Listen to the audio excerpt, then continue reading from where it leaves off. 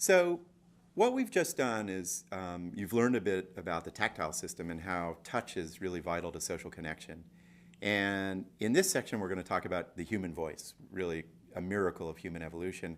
And I think one of the ways to think about this information is that, the fundamentals of social connection have been built up by evolution and are really in the everyday social practices that you can be thinking about and working on in this class, like patterns of touch and patterns of human vocalization. So what we know is that as we started to walk upright, being the particular primate that we are, what happened is some very important morphological shifts in our vocal apparatus, which is our vocal chamber elongated. We developed this special, more dexterous tongue.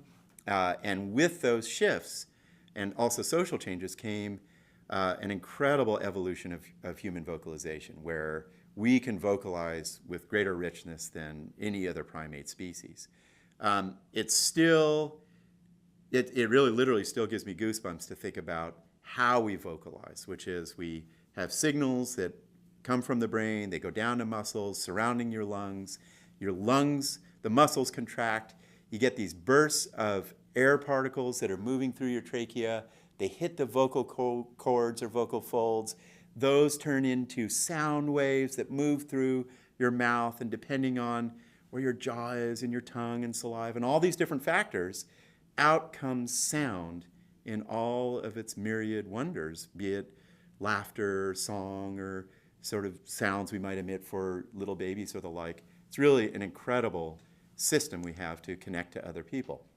What's interesting is that people who have studied human sound have started to document that even the ears are really most sensitive in how they process sound to the particular frequencies that are part of human speech, right? So we are really attuned to, as you might imagine, our social communication in the stimuli that are out in the environment.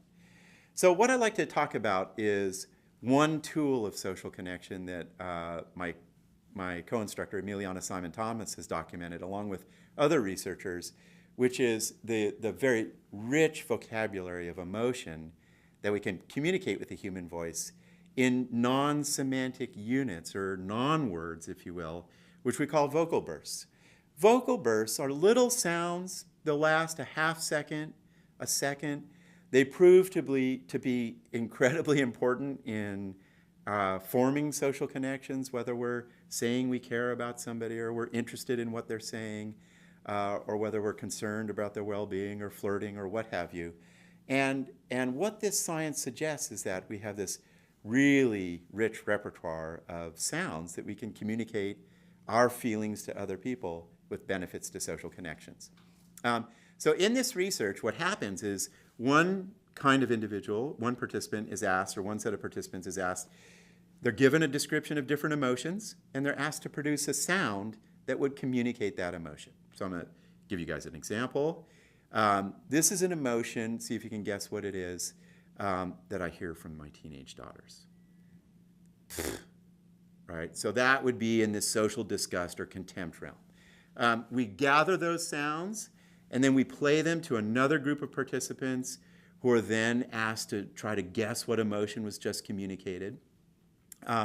And what the science is finding of people like Emiliana Simon-Thomas and Disa Sauter and others is that we are remarkably able to communicate really important emotions with brief bursts called vocal bursts to other people. So for example, we can communicate compassion 5 to 6 times the rate of chance guessing with just simple sounds like, oh, right?